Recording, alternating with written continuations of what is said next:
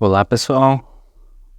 Hoje eu quero trazer para vocês duas histórias sobre como pequenos detalhes podem gerar grandes consequências. Eu quero falar primeiramente do Concorde. Ele foi um dos únicos jatos supersônicos já feitos. Foi lançado em 21 de janeiro de 1976. Ele foi liberado por primeiro voo. E além de ser um símbolo de luxo e velocidade, ele conseguia fazer um voo através do Oceano Atlântico em torno de 3 horas, que era um pouco menos do que a metade do tempo. A velocidade do Concorde, ela batia 2 vezes a velocidade do som, estava mais ou menos uns 2.500 km por hora.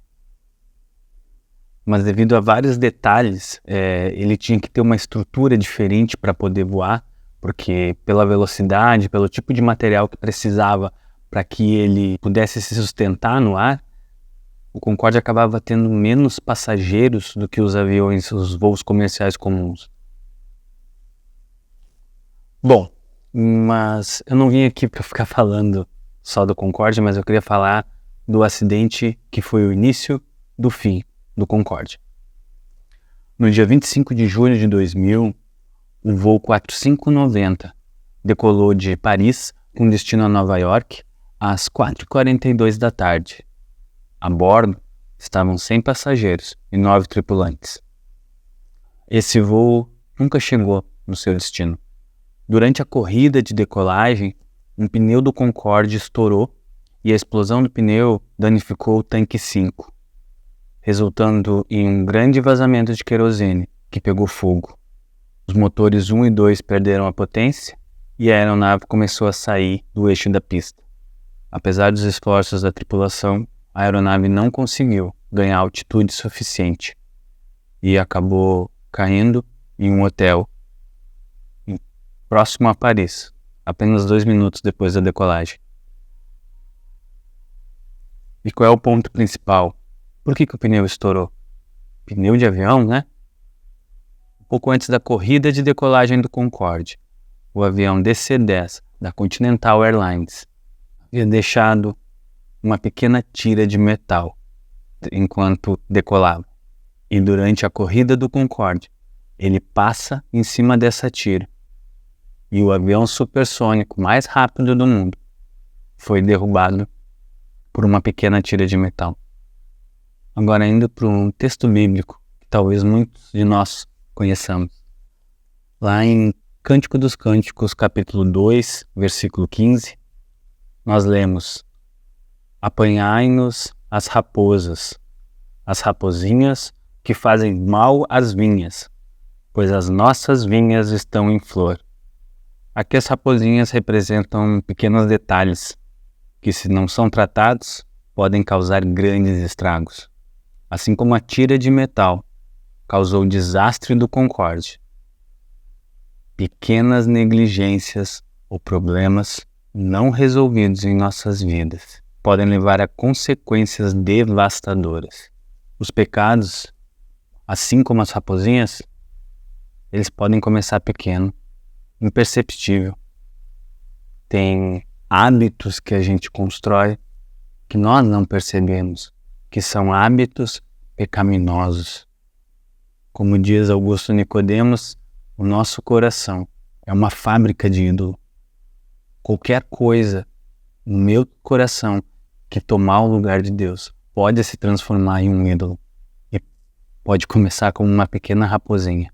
Pequenas mentiras, pequenos deslizes, às vezes até um simples egoísmo.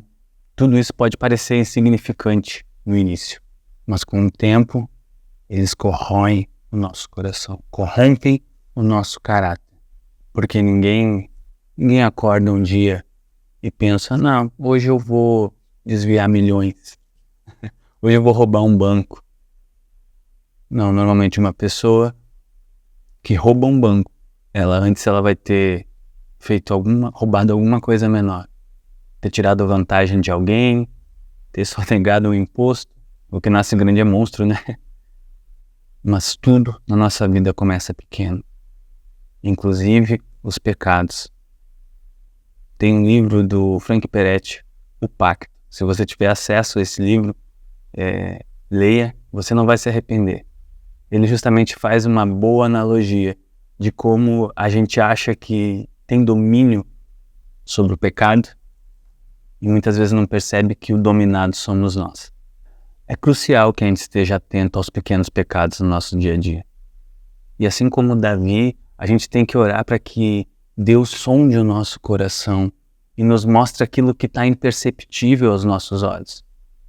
Muitas vezes a gente precisa pedir opinião de quem está à nossa volta, de quem convive com a gente. Nós não somos bons juízes de nós mesmos, mas a tua esposa, o teu marido, os teus irmãos, a tua mãe, o teu pai, eles vão poder te mostrar onde tu realmente está errando.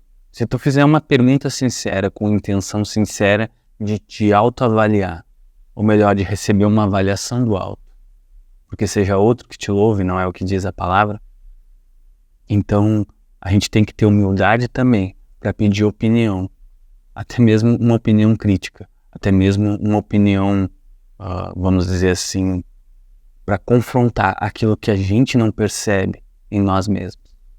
Porque a desconstrução de um caráter, ela é como uma ferrugem que ela vai consumindo aos poucos, até que ela acaba com a estrutura do ferro e ele rompe. Mas a reconstrução, ela requer vigilância, ela requer persistência e, acima de tudo, ela requer compromisso. Então, o que a gente aprende dessas duas histórias? Aquele que está de pé, ou melhor, aquele que pensa estar de pé, cuide para que não caia. Os pequenos detalhes da nossa vida fazem a diferença, tanto para o bem quanto para o mal.